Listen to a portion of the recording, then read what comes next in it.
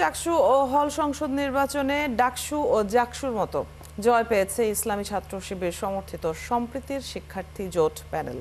কেন্দ্রীয় সংসদের ২৬টি পদের মধ্যে ২৪টিতেই জয় পেয়েছে শিবির সমর্থিত প্যানেলের প্রার্থীরা। ভোট গ্রহণের প্রায় ৩.৫ ঘন্টা পর প্রকাশ করা হয় চাকসু নির্বাচনের ফলাফল। মোট ভোটার ৬৪.২%। নির্বাচিত প্রতিনিধিরা চান শিক্ষার্থীদের পাশে নিয়ে কাজ করতে। বিস্তারিত মাহফুজ শুভ্রর প্রতিবেদনে ক্যামেরায় ছিলেন মাহফুজুর রহমান ও আমানুল্লাহ আমান।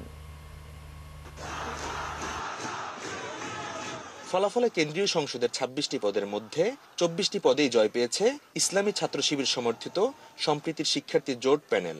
নায়াসিনামাইড ও স্যালিসাইলিক সমৃদ্ধ লিলি ফেস ওয়াশ যা ফেসের ডেড স্কিন সেল দূর করে দেয় দ্বিগুণ ফাস্টার ব্রাইটেনিং।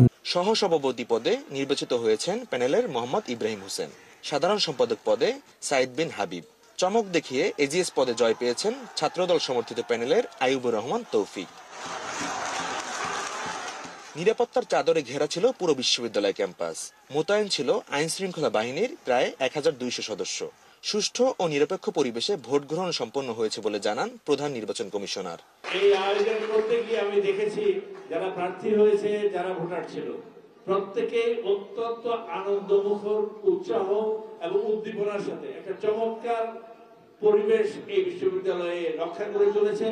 এবং সর্বশেষে এখন এই আয়োজন আজকে যারা আমি এখানে বসে যখন ফলাফল ঘোষণা করছি, এখনকার পরিবেশটাও অসাধারণ আমার কাছে। নির্বাচিত সহসভাপতি ইব্রাহিম হোসেন বলেন, এই বিজয় ঐক্যের প্রতীক। সবাইকে সঙ্গে নিয়ে কাজ করতে চান তিনি। আমরা আমাদের এই বিশ্ববিদ্যালয়কে সবাইকে সাথে নিয়ে সামনের দিকে এগিয়ে নিয়ে যেতে চাই। আমরা বলতে চাই, আমরা যদি কখনো ভুল করতে চাই, যদি মনে হয় সমালোচনা করা প্রয়োজন, আপনার বাক স্বাধীনতা রয়েছে, অবশ্যই সমালোচনা করবেন।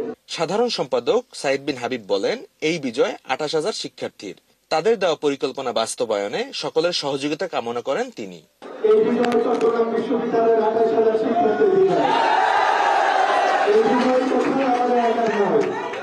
শিক্ষার্থীরা আমাদেরকে যে আমানত তারা রেখেছেন, আমরা যেন পরিপূর্ণ বাস্তবায়ন করে, এজন্য আপনাদের সবার সহযোগিতা চাই।